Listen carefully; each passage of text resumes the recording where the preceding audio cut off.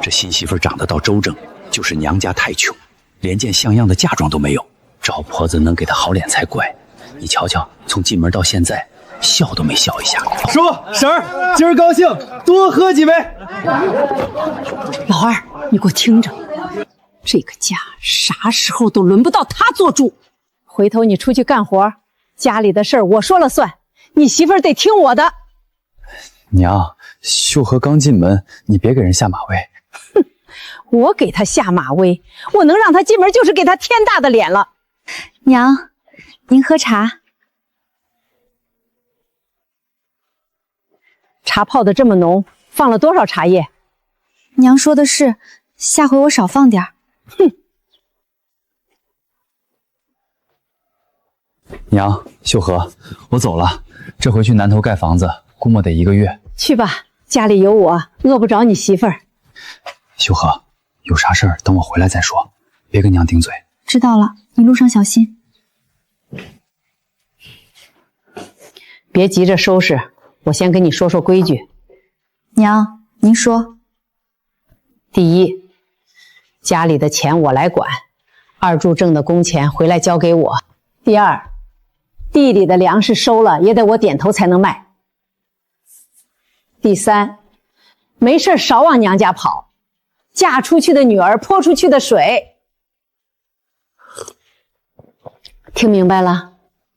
娘，别的我都听，就是这卖粮的事儿，咱家每年卖给刘二麻子，他1斤少压2分钱，1年下来少好几十块，不值得。你才进门3天就敢挑我的毛病了？刘二麻子收粮多少年了，村里都卖给他，你比谁都精。我不是那个意思。行了，少给我动那些歪脑筋。庄稼人安分种田比啥都强。二嫂，你家这玉米不错啊，粒粒饱满。是啊，王婶儿，今年老天爷给面子。哎，你家卖粮还是卖给刘二麻子？我娘说都给他。你婆婆就是图省事儿。刘二麻子那秤我瞧着就不对劲儿，上回我家卖了200斤，回家一算少了10来斤的价钱。婶儿，你们家也没找人核算过？核啥算？又不是你一家卖给他，谁好意思去对账？收玉米了啊！1斤1毛2，现钱结账。1毛2，镇上明明1毛5。来过秤，来下一个。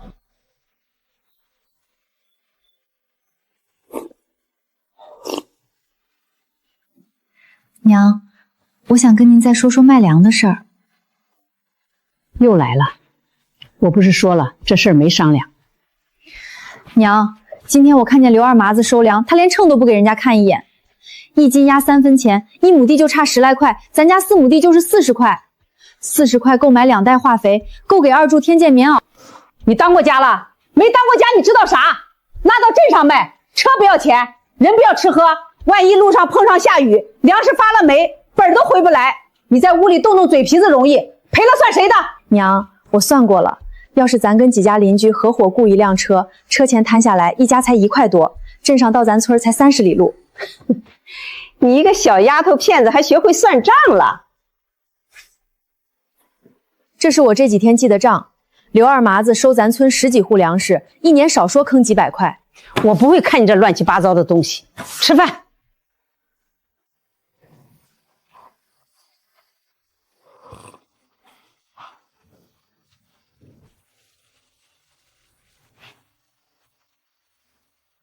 100斤玉米，镇上1毛5，村口1毛2，差3块，一年卖1000斤，差30块。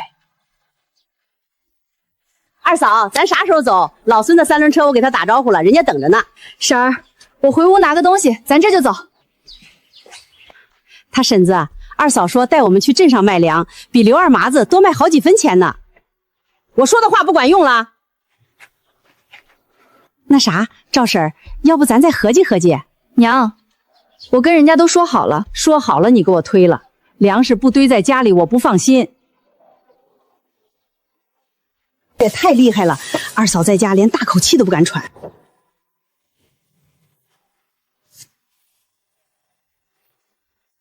娘，这是我陪嫁带过来的钱，这趟我先垫，陪赔了算我的，赚了算家里的。您让我试一回，就一回。你这钱哪儿来的？我哥给的赔价钱，一共就这些。娘，我不是要跟您对着干，我就是觉得咱家能多挣点，为啥要让给别人？你把你那本子上的账再给我说一遍。1斤多卖3分，咱家地里的玉米再加豆子，一年小2000斤，那就是60块。要是再把邻居家的拢一块儿，量大，镇上老板说不定还能再抬半厘钱，那就是好几百的生意。你跟你娘家学过这个？没专门学过，就是觉得钱不能稀里糊涂的被坑走。那20块钱收好了，车钱从家里出。这是进门以来娘第一次松口。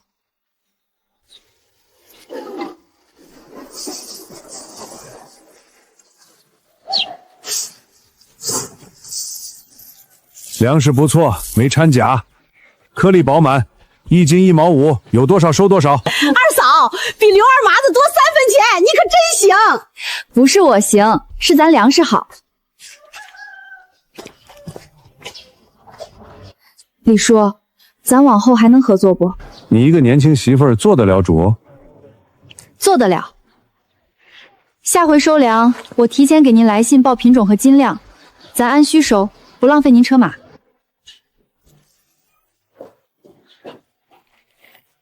娘，这是今天卖粮的钱，去掉车钱，比卖刘二毛子多了16块8。吃饭吧，给你留了菜，热在锅里。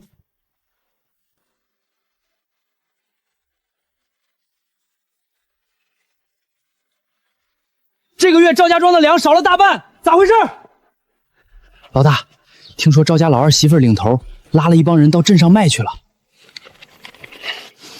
一个刚进门的媳妇儿就想断我财路，走去赵家庄看看。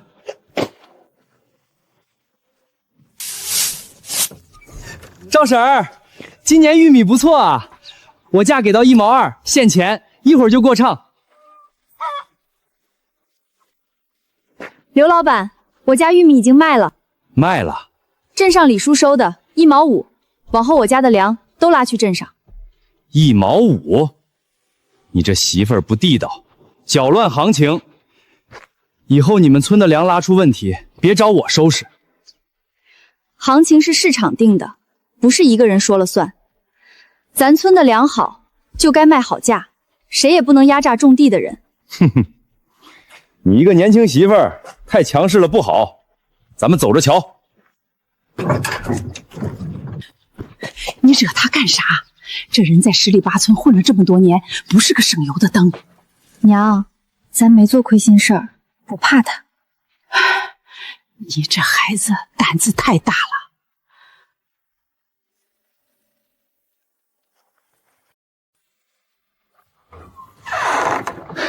娘，秀禾，我回来了，这趟活结了50块。秀禾，这月家里的账你来记吧。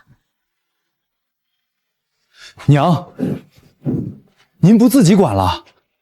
你媳妇儿比我强，我管了大半辈子，也就攒下这几间房。她能带着大伙多卖粮食，多挣钱，凭啥不让她管？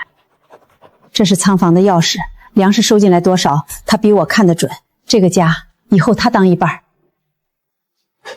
愣着干啥？娘给你钥匙呢。娘，您放心，我不会让您失望。娘，开门，是我。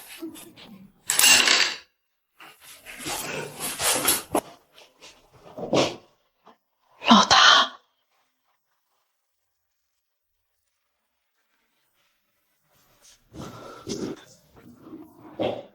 大哥，你不是在南边做生意吗？娘，儿子在外面赔了本，借了人家的钱，人家追着要，说要剁手，我实在走投无路了。你个不争气的东西！当年让你好好在家种地，你不听，非要往外跑。欠了多少？连本带息800。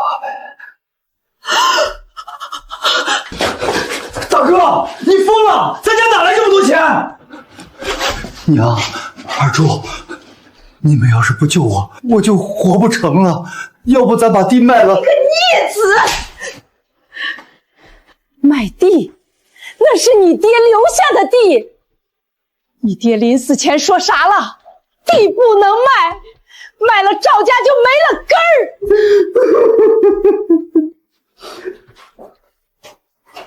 大哥，那债主是谁？约在哪见面？秀禾，你要干啥？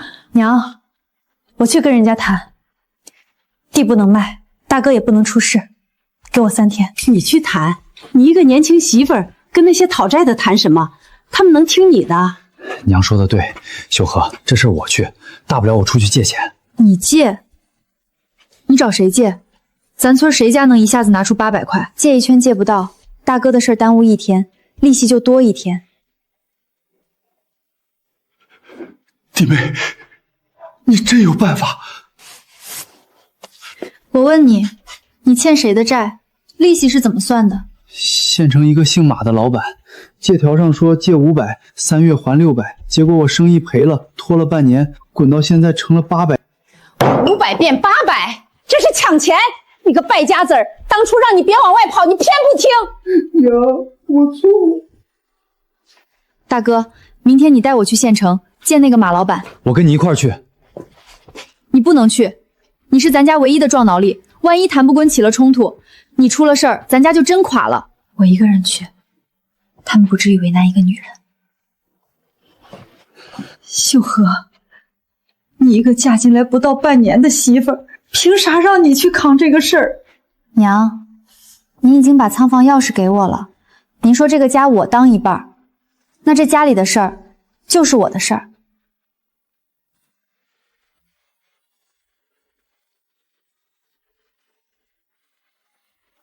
哟，赵大柱，这是你媳妇儿，长得倒周正。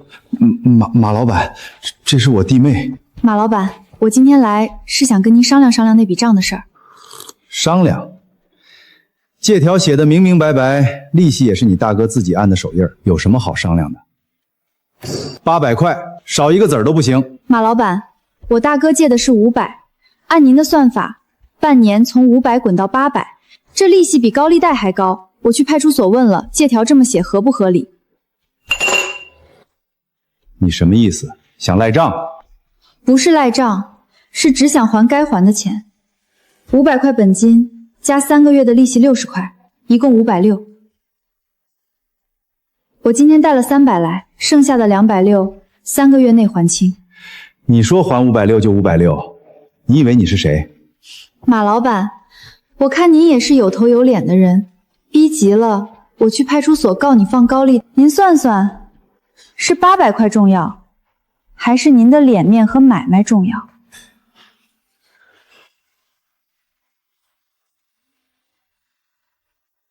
你这个弟媳倒是个人物。300块先放这儿，剩下的260，3个月，但有一条，如果还不上，事情就没这么简单了。260，3个月上哪挣260？咱家1年也攒不下这么多。要不我去镇上打工？你打什么工？你能干啥？娘，如果咱们秋天跟邻居合伙收粮，再拉到镇上卖，1年能多挣50-60。院后那片空地，我琢磨着搭个棚，种点时令菜，拉到集上又是一笔。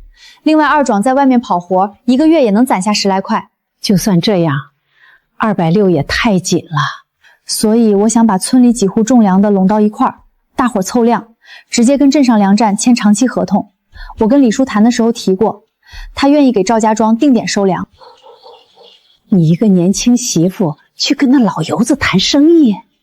娘，上次卖粮是我去的，李叔认我。再说了，我是真心实意想给大伙办事儿，不图谁的便宜。老大，你欠的债让你弟妹替你还，你连个屁都不放。弟妹，我赵大柱不是人，往后你说往东，我绝不往西，你让我干啥我干啥。大哥，我不要你听我的，我要你振作起来，往后凭自己的力气挣钱，欠的钱咱一起还，但你得自己站着，别让人一辈子看不起。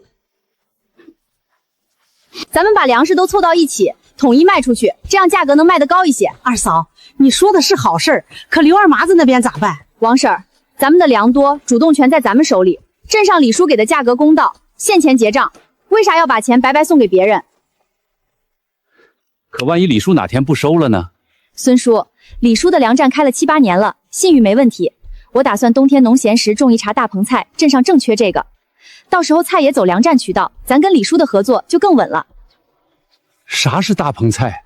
就是用塑料布搭个棚子，冬天也能种菜。我在我娘家那边见过，投资不大，一冬天能收2茬。二嫂，你上次咱卖粮多挣了钱，我信你，算我一个。也算我一个，反正卖给谁都是卖，谁给钱多卖给谁。二嫂，算我家一份。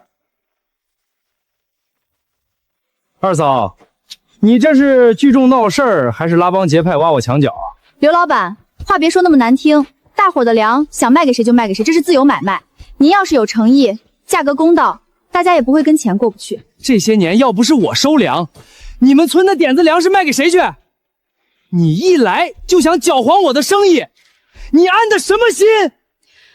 我没想搅黄谁的生意，我只想让大伙儿的粮食卖出该有的价。刘老板，您要是能把收粮价涨到跟镇上一样，大伙儿一样卖给您。涨到1毛5，我还挣什么？你当我是开善堂的？那不就结了？您要挣钱，大伙儿也要养家，谁也不欠谁。就是，二嫂说的没错。行，你有种，不过我劝你别太得意。赵二嫂，你抢我的饭吃，这事儿没完。二嫂，他会不会真干出啥事儿来？不怕他，咱不做亏心事儿，就没啥好怕的。大哥，歇歇吧，都干了一上午了。歇啥？多出一点汗，良心就安一分。这片搭起来能种多少？先搭一个小棚试试，种点菠菜、油菜，冬天集上青菜少，一捆能卖毛把钱。土没问题，就是冬天怎么保暖？光一层塑料布怕是扛不住冻。我在娘家那边见过，棚里烧热水，灌塑料袋，晚上蒙在棚顶上，能给菜保温。那行，我房里还有点旧棉花，拿来缝个厚帘子挂棚门口，能放风。娘，您不反对我啦？我反对有用吗？你就不是个听劝的性子。再说了，你那大棚要是真种成了，老大欠的债就不愁了。我反对啥？二嫂，村里人都在传，说你把我娘都治住了，还说要带着全村挣大钱。没有的事儿，我就是帮大伙儿算算账，一起卖粮多挣几个。嫂子，你说你搞这些有啥用？咱家又不是过不下去。你一天到晚甩着手晃悠，也不害臊。高中考不上，活也不找，你想干啥？娘，我这不是没想好干啥吗？老三，你要是没想好，不如先跟着我干。秋天拉粮缺人手，3辆车得有人跟车记账。记账？我连数学都没及格过，记啥呀？不难，你只要好好学，一会儿就学会了。可村里人看见我给二嫂打下手，多丢人啊！丢啥人？你大嫂在外头替咱家扛债都没嫌丢人，你跟着干活还嫌丢人？明天起，你二嫂去哪儿你去哪儿，别在家吃闲饭了。行行行，我去还不成吗？二嫂，咱们这是要去谁家？去老孙头家，他那头猪该出栏了，之前总被刘二雹子压价不敢卖，我去看看能不能帮上忙。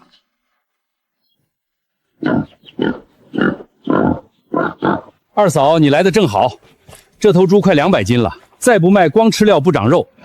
可刘二麻子给那价，白养这半年。孙叔，镇上猪肉1毛5一斤，200斤的猪就是多卖30块。真的？二嫂，你有路子啊？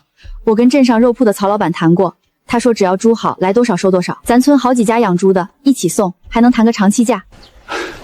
那中，二嫂，我就听你的。二嫂，你真能算，一头猪多卖30块，够买件新棉袄了。这不算啥。老三，你把刚才说的都记下来，回头汇总，心里有数。二嫂，我这字儿写的跟狗爬似的。没事儿，能看懂就行，没人天生啥都会。秀禾，都算了1个多时辰了，歇歇吧。明天要给镇上送2车粮，还有老孙头的猪，账不算清楚，回头给人家少算了钱，咱就没信用了。秀禾，大哥的事儿让你操心受累了。二柱，你跟我说句实话，你心里有没有怪过我管太多？怪你？我感激都来不及。要不是你，大哥的债能把咱家压死，我只是心疼你。秀禾，天凉了，给你缝了双护膝。你老跪在大棚里干活，膝盖不能受寒。娘，你眼睛不好，别熬夜做针线了。少废话，让你带着就带着，赶紧睡觉。明天不是还要去镇上吗？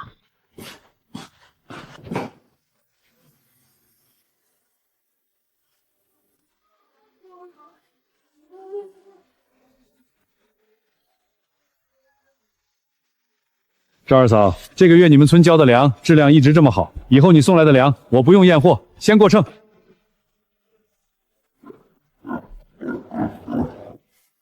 这猪养得好，瘦肉多，这样的来多少我收多少。二嫂啊，你有本事把你们村的猪都拉过来，我给长期价。二嫂，比卖给刘二毛子多了小30块，你等着，回头我请你吃饭。哎呀，不用不用。这可比种地来钱快。老三，你说啥？我说二嫂，以后我给你记账，你别不要我。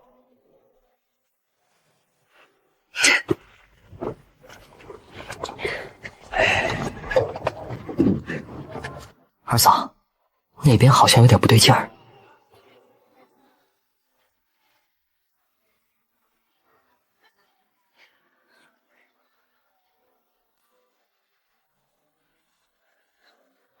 二嫂，那男的谁呀？没见过。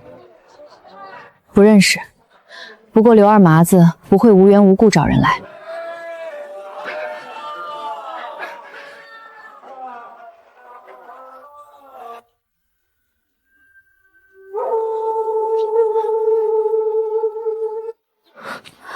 二嫂，要不要跟上去？不用，先把手头的活干完，回去再说。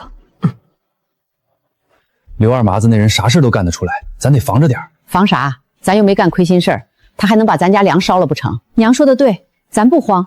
不过老三，这几天你多留个心眼儿，咱家粮食堆在院里，夜里警警点。二嫂你放心，我晚上起来巡2遍。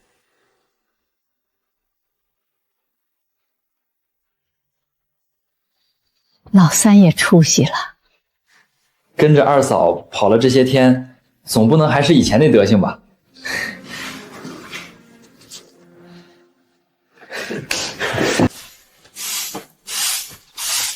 二嫂，这是隔壁李家沟的张克记，说有事儿找你。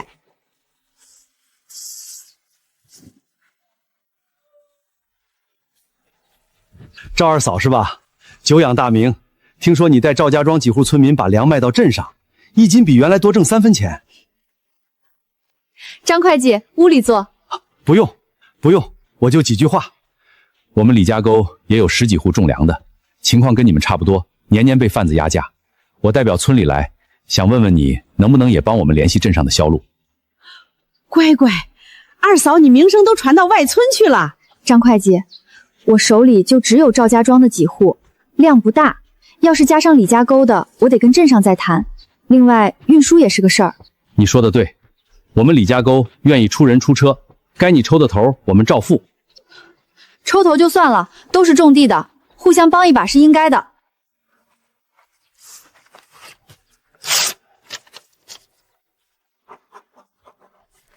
张会计，您先拿这个去跟李叔接上头，下回我去镇上，咱一块儿签协议，把价钱和账期都白纸黑字定下来。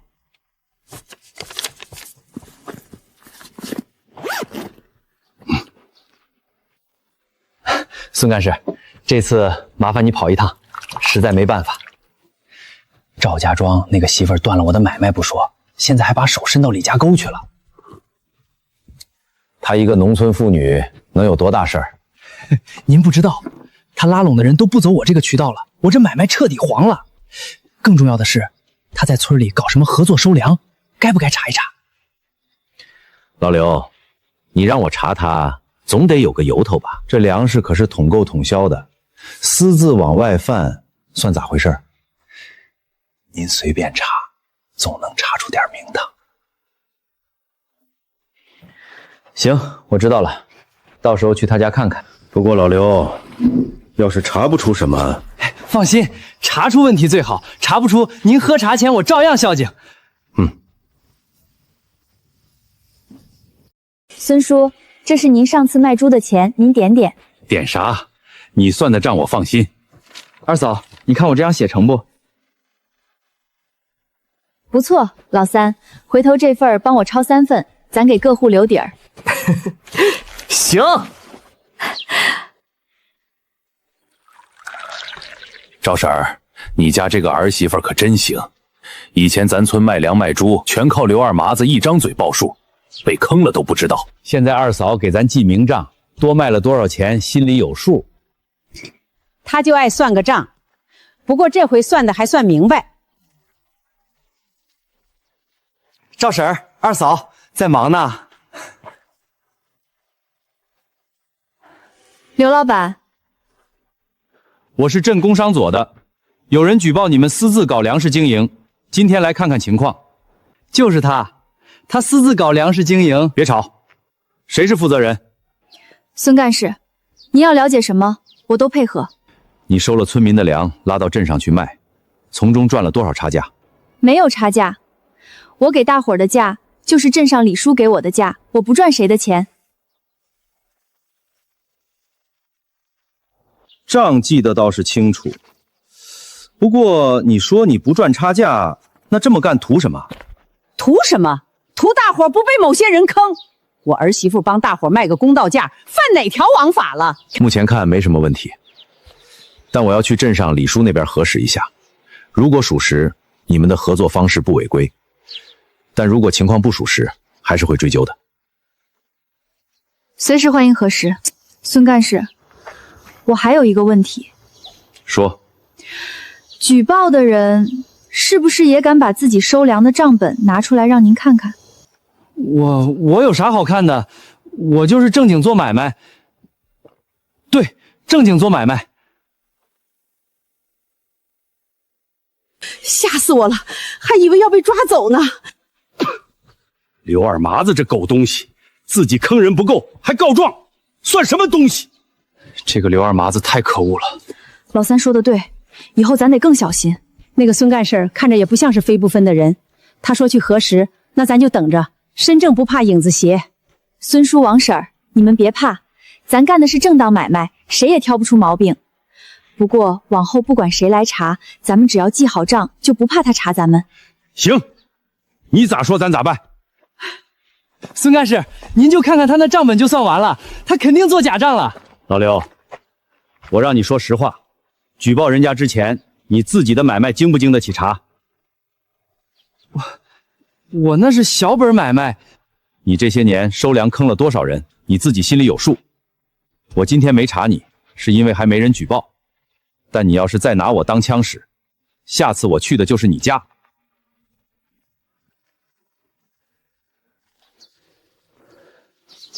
好你个赵二嫂，连孙干事都替你说话，看来软的不行，得来硬的了。这狗日的，明天我去找他算账。阿柱，你给我坐着！你去找他能干啥？动拳头。到时候他正好告你一状，咱有理也变成没理了。那我就让他这么欺负你。现在是咱们占理，他理亏，越这样咱越不能冲动。你媳妇儿说的对，你动拳头就是给人家送把柄，千万不能冲动。可你在外头给大伙谋利，反倒要被查，这算什么道理？道理不是一天讲清的，等孙干神去镇上一核实，他刘二麻子就该闭嘴了。秀禾，等大哥的债还清了，你就少操点心，我不想你天天在外头受气。好，我知道你是心疼我。这土不错，湿度正好，这批菜再有10来天就能摘了。娘，我跟曹老板说好了，他肉铺旁边空了个摊位，让咱年前去摆个摊儿，不收摊位费。不要钱？咱们一下子送了好几头猪，还不用他们雇车下乡收，所以他们愿意跟咱长期合作。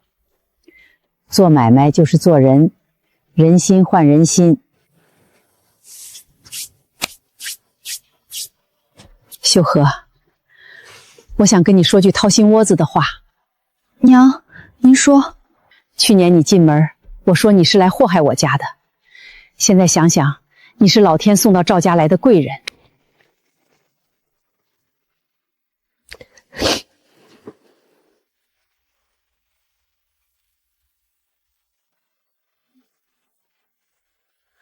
二嫂，多亏你，李叔收了我们李家沟的粮，价格啥的都挺满意的。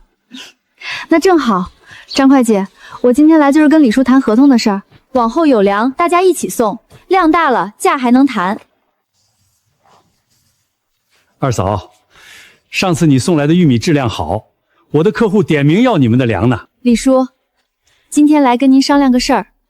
我们村加上李家沟愿意签长期保供协议，您这边也能提前安排好，咱都省事儿。这个好，你有多少户了？目前加上李家沟第一批，一共10来户，后面如果顺畅，还有更多。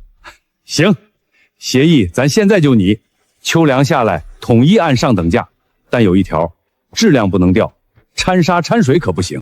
这个您放心，每户交的粮我都让人先看一眼，谁砸了牌子，往后就不收他的。哎，好。这二嫂做事比我们大队会计还靠谱。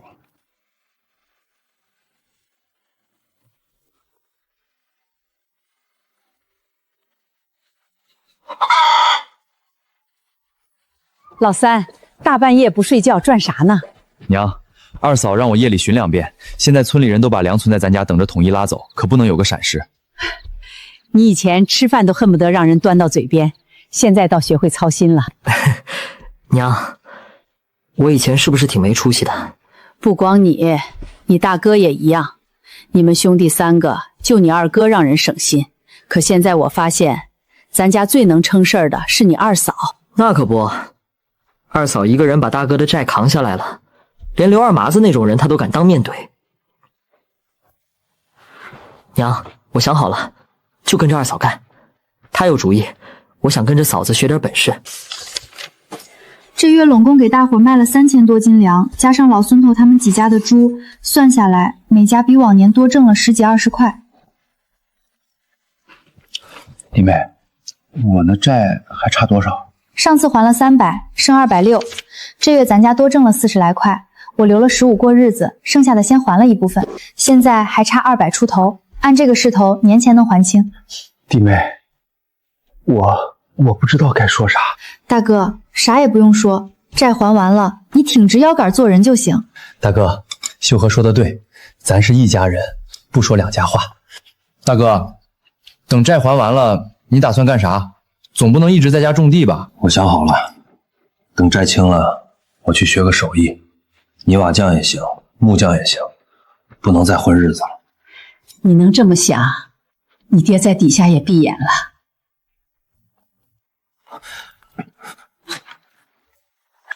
不好了，王婶儿，慢慢说。刘二麻子那边出事了。王婶儿，慢慢说，出啥事儿了？刘二麻子今天在村口收粮，跟李家沟的人吵起来了。李家沟的说他们都跟着你卖粮，不卖给他，他当场翻了脸，说都是你挑唆的，还放出话来说要让你在赵家庄待不下去。他敢，光天化日的，他想干啥？赵婶儿，那人可不是吓唬人的，他以前就欺负过不少人，咱村老孙头上回不就是被他打过吗？二嫂，我去找他。别去，你现在去找他，正好中了他的套。那咱就等着他来找事儿。王婶儿，你帮我传个话，告诉大家，谁愿意跟着咱继续卖粮，咱照旧；谁害怕了想回去卖给刘二喇子，我也不拦着。买卖自由，不强迫。二嫂，你这话说的，大伙儿都信你，谁会回去找他呀？那就更不用怕了。收粮了啊！现钱结账，1斤1毛3。哎，老吴头，你家玉米不卖了？卖给二嫂了，人家1毛5，不好意思啊，刘老板。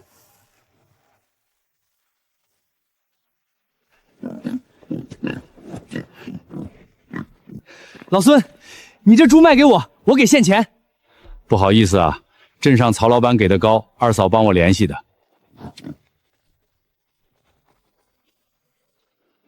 老大，咱这买卖怕是要黄。慌什么慌？他赵二嫂能蹦跶几天？等着，我有的是办法治他。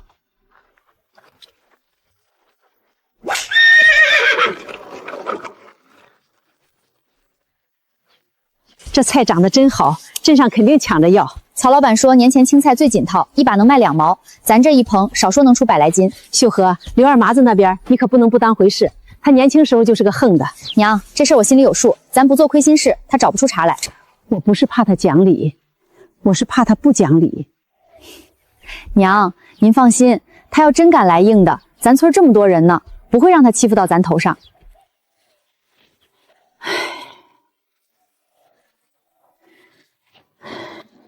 你这孩子胆子是真大。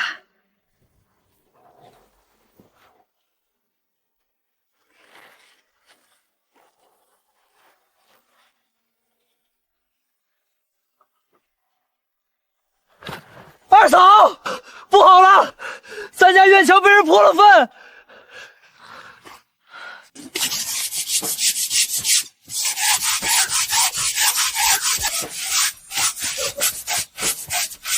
欺负人，欺负到家门口了，肯定是刘二哈子干的，太缺德了。我早就说了，那人啥事都干得出来。老三，大哥，先洗干净，别让大家看笑话。各位叔婶儿，今天这事儿我心里有数，不管是谁干的，这种下三滥的手段挡不住咱们卖粮的路，大伙儿该忙啥忙啥，别耽误手里的活儿。娘，您别气，他没辙了才用这种手段，他越这样越说明咱做对了。他不是人。今天叫大伙儿来，是想当着大家的面把咱合伙卖粮的规矩说清楚。第一，每户交的粮当场过秤，当场记账，白纸黑字，到时候去镇上卖了回来，按实际卖价结算，中间车费、人工线每户均摊。我把账本摊在这里，谁来查都行。二嫂，你办事我们都信。孙叔，信归信，规矩得有。第二，咱这么多户合伙，不管镇上老板怎么调整价，大家一块商量。这个好，大家一起商量。第三，咱的粮保质保量，谁的粮掺沙掺水，以后就不能再进合作组的门儿。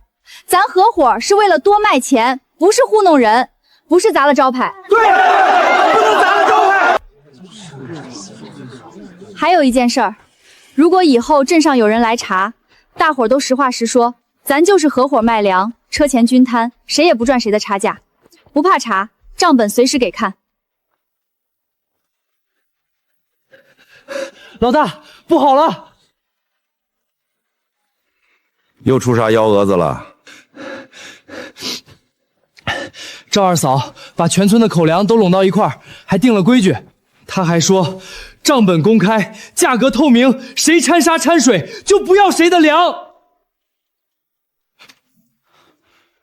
全村都去了？除了咱家，差不多都去了。好你个赵二嫂！老大，要不咱就算了吧，他是真有两下子。算个屁！我刘二麻子在赵家庄收了10年粮，还斗不过一个刚嫁过来的媳妇儿。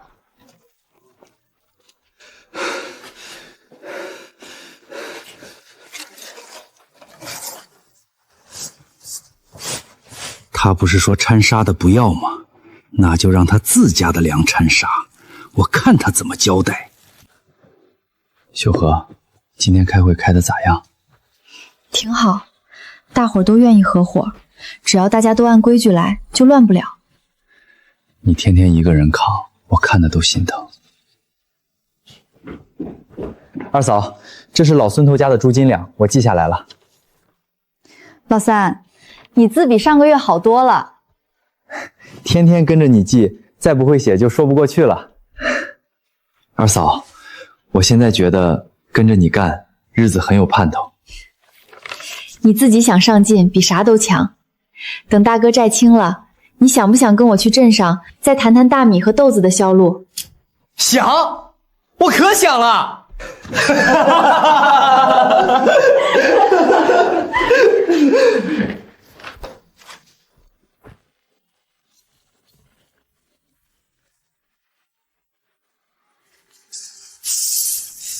怎么回事？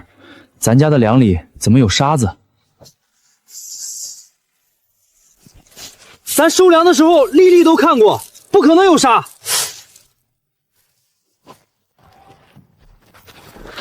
别追了，黑灯瞎火的，摔着不合算。这是往咱家粮里掺沙，想让咱在村民面前砸了招牌。明天可就是要装车去镇上的日子。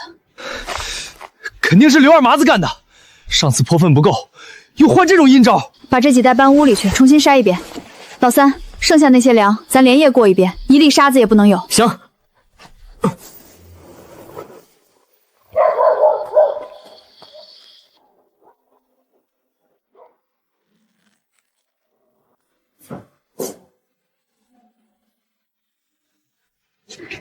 喝点热的，晒了一宿的凉，身子都凉透了。以后要有人再动手脚，我第一个不饶。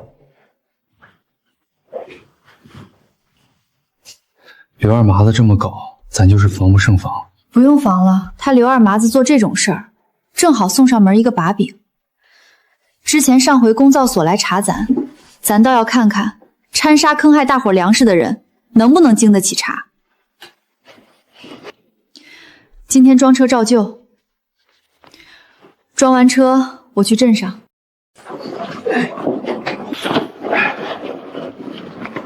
老孙头家3袋玉米，老吴头家2袋豆子，王婶家1袋半花生，都对上了。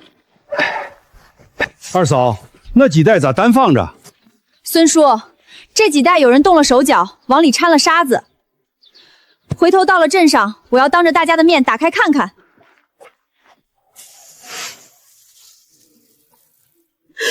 这是谁干的？缺了大德了！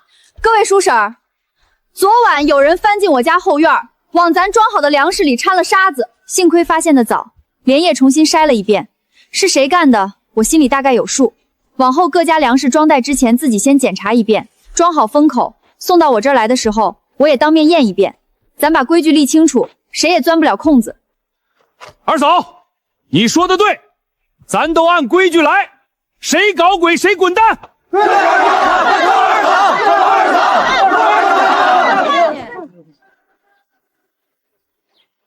你说会不会是刘二麻子？这菜可太及时了，镇上供销社正筹年前没青菜卖呢。二嫂，往后你有多少，我收多少。曹老板，我这棚是头1年试种，您到时候可别嫌多啊。不会不会，有多少要多少。二嫂，你这账记得比我们粮站会计都清。你往后把李家沟也带上，他们大队的张会计老念叨你呢。已经在谈了。李叔，下个月我跟张会计一块来。二嫂，你就跟个总指挥似的。总指挥还差个会写字的文书，你以后帮我写合同。老孙头，你招呼人装车。哎，二嫂，咱直接过去。怕啥？他不是喜欢找人查吗？我主动让他查。孙干事，你可得给我做主啊！你来干啥？孙干事，又见面了。刘老板也在，正好。赵二嫂找我有事儿？第一，我今天把账本带来了，还有各家签的合作协议，您随时看。第二，有人昨晚翻墙进了我家院子，往我们的粮食里掺沙子，想让大伙卖不出粮。你胡说八道！你有证据吗？掺沙的粮食我带来了，就在门口车上。还有，这事儿谁最想让我们卖不出粮？孙干事心里应该清楚。刘老板，你跟我去一趟公生所，我想听听你怎么说。不是孙干事，他的话你也信？我跟您认识多少年了？就是因为认识你，我才要问清楚。你竟然直接去茶馆找他们，你不怕刘二麻子当场翻脸？他不敢当着孙干事的面翻脸，他越心虚越得装好人。那孙干事要是偏向他呢？毕竟他们认识那么多年。我觉得孙干事不是啥好人。上次孙干事来咱家查账，我就觉得他不是那种人。你说的对，谁正经做买卖，谁坑蒙拐骗，工商所那帮人都看得出来。秀禾，等刘二麻子这事儿了了，我想跟你学认字。娘，您说啥？我说我想学认字，你那个账本，万一以后你忙不过来，我能帮你记个账。娘，您这年纪学认字儿，年纪大怎么了？我还没老到啥都学不会。娘，这个本子我本来是想自己用的，您先学着，从1、2、3开始，我每天教您几个字。赵秀禾，这个字念啥来着？念禾，庄稼的禾，我名字最后一个字儿。你的名字咋这么多笔画，写得我手都酸了。那明天换一个，先学1、2、3、4、5。我先学会写你的名字，等你以后生意做大了，签合同得有人给你作证。我不会写自己的名字，就按手印儿；会写名字了，就不用麻烦人家找印泥了。娘，您咋突然这么上心？你天天在外头替这个家扛事儿，我在后面啥也不会，那不白吃干饭了？怎么了？二嫂，这小子刚才鬼鬼祟祟的，被我逮个正着。没有，我就是路过。路过？你糊弄谁呢？狗剩，我问你一件事儿，昨晚翻我家院墙的是你还是刘二麻子？不是我，真的不是我。那是刘二麻子让你来的。你不说也行。上回工商所孙干事已经把刘二麻子叫去问话了，你要是跟他掺和在一起干了啥，回头查出来你也跑不了。二嫂，那沙是他让我去掺的，他说我要是不去，他就不给我开工钱。我说怎么有沙子？刘二麻子这个狗东西，缺德玩意儿，让人往粮里掺沙，这不是要害了全村吗？我真不是故意的，我没办法。狗剩，你说的这些话，敢不敢当着孙干事再说一遍？二嫂，我要说了，刘二麻子肯定不会放过我。你怕他，那你就不怕工商所把你当同伙？你帮他干的事儿，他要是不保你，你一个人背锅。狗剩，你这孩子平时也不是多坏，就是跟错了人。二嫂，我说，掺沙是刘二麻子让我干的，还有上回往你家墙上泼粪，也是他让我干的。他想让你的粮食卖不出去。大伙儿都听见了，明天我带着狗剩去镇上工商国，谁愿意一块儿去，给刘二娃子这些年坑人的事儿做个证。我去。赵二嫂，今天是孙干事，上次您说要查粮食掺沙的事儿，人证我给您带来了。这位是刘二麻子的帮手狗生，还有这几位村里乡亲，他们都愿意作证。孙干事，我作证。刘二麻子收粮缺斤短两，连秤都不给人看。我也作证，他跟村里人说二嫂投机倒把，想让工商所来查他，其实就是想把人家的买卖搅黄了，自己好继续坑人。都进来说，一个一个讲，我让人做笔录。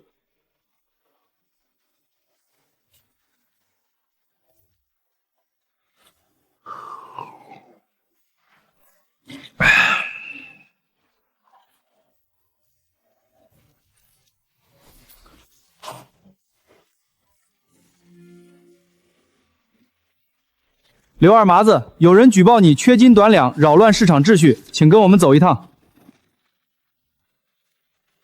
收粮的资格证先给你停3个月，要是再有人举报，永久吊销。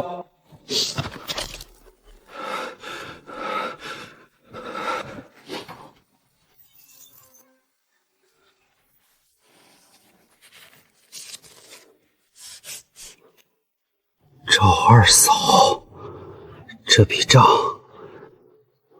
记下了。弟妹，这个月我在镇上扛口挣的，拢共42块，还债。大哥这个月挣了42，加上咱家卖菜多挣的，现在还差50来块，年前能还清。弟妹，等债还完了，我想去学砌墙，镇上建筑队要人，我慢慢学手艺。这个想法好，二柱子本来就是泥瓦匠，让他给你引荐引荐。大哥，包我身上。二嫂，我也能去搬砖。你先把字写好再说。你二嫂说你现在认的字儿还不够写合同，到时候你大哥砌墙，你练字，家里总得留一个认得字儿的。二嫂，我有点事儿跟你说。二嫂，工商朵停了刘二麻子的证，我跟着他也没活干了。你想说什么？二嫂，我想跟着你干活，你让我搬粮也行，跟车也行，我不怕出力。你老实跟我说，你现在还怕不怕刘二麻子？怕，但我想明白了，跟着他只能干亏心事，跟着你干正经营养，就算苦点累点，心里踏实。行，明天装车，你来搬粮，干好了留，干不好你自己走。二嫂，你放心，我要是不好好干，你拿扫帚赶我。他以前帮着刘二麻子干了不少坏事，你把他收了，万一以后出啥岔子。他现在知道错了，就给他个机会。再说咱合作组正缺壮劳力，老三一个人跟车跑不过来，我知道。你心里有数就行，不过头2天还是盯着他点儿。放心吧娘，我让他只跟车不摸钱。今天教我合同2个字怎么写，我先学学。好，娘，您看这个盒子，上面是个人，下面是一张口，就是人跟人说话说到一块儿去了。人跟人说到一块儿去。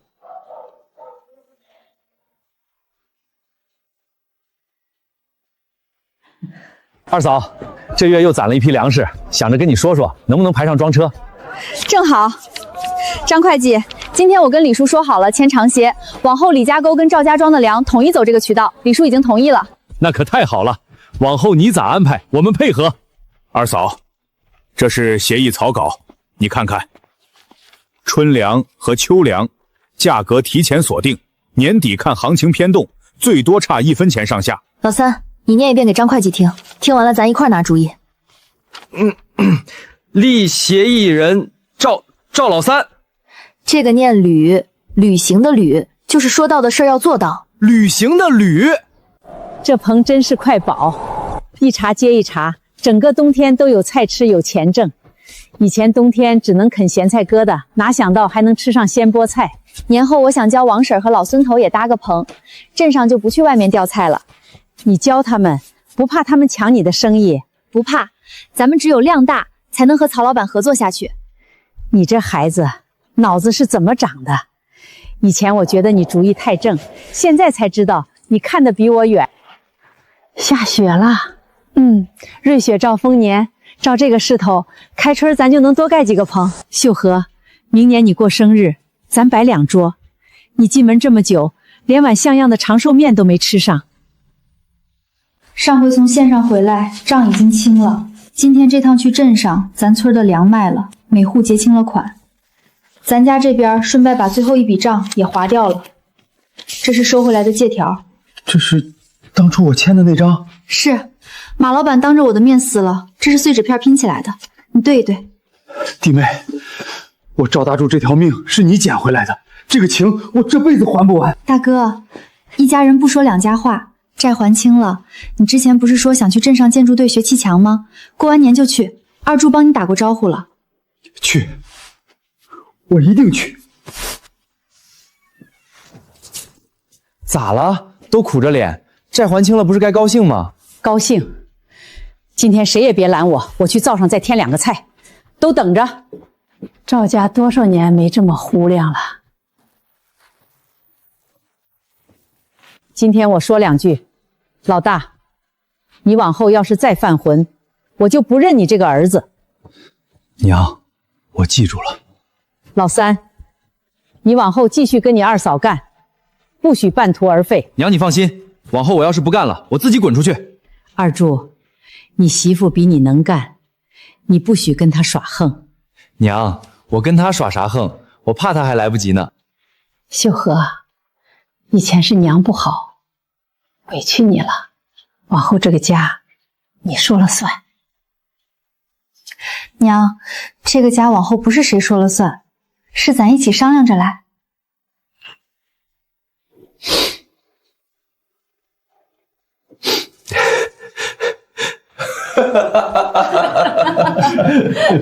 二嫂，这是我们家的饺子，你家今天人多，除夕多包几个。我家那头猪出栏早，给二嫂送点肉。二嫂，这半扇猪肉是我自己买的，我自己挣的工钱。大伙这是干啥？我帮大伙卖粮又不是亏本买卖，你们自己也多挣了钱，犯不着这样。二嫂，你别推，要不是你，咱村今年过年谁家有肉吃？今年你帮大家伙多卖了钱，家家都能好好过个年。这点东西不算什么。秀禾，你看见没有？这些不是年货，是人心。赵婶儿，您家这个儿媳妇儿，往后就是咱村的主心骨。以前谁家有难处都自己扛着，现在都知道找二嫂商量。对，明年二嫂说种啥，咱就种啥。孙叔，您别这么说，种啥还是您自己拿主意，我就是帮着算算账，看看行情。大家静一静，听我说两句。今天当着大伙儿的面，我要说句话。以前我老糊涂，处处为难秀禾，现在才知道，这媳妇儿是我赵家上辈子修来的福气。往后谁要是再说秀禾一句不好，别怪我跟他翻脸。说得好！哟，老三这字真不赖了，比你二哥我的字还好。那可不，我每天练半个钟呢。弟妹，这是年前在镇上买的一支钢笔，我不懂好不好用，卖笔的说写字顺滑，你天天记账，用新的。大哥，你还没领到工资，哪来的钱？搬砖散了几天活，预支了一点，不算多，但这是我自己的钱买的，不是还债的，你收着。正好家里还没人知道，我也想跟你们说个事儿，年后咱家要添人进口了。秀禾，你有了？我要当爹了！我要当叔了！得赶紧把西屋收拾出来，回头我去镇上扯点花布。你们几个大老粗懂什么？秀禾，明天我跟你一块儿去集上，给你扯几手好料子。上月合作组收粮一共3200斤，3200斤，各家均摊车钱。秀禾，你别动，你要拿啥？我来。我就出来站站，又没说要拿啥。那我怕你累着，你现在是重点保护对象。娘说了，以后家里的水我先挑，桌我先擦。看你这2天胃口好了些，灶上炖了鸡汤，过来喝一碗。娘，您叫我发面吧，二柱老说我做的味道不对。行，今天教你，面不能发太硬，这个比跟人谈合同简单多了。二嫂，赵婶儿，新年好啊！新年好，新年好，新年好！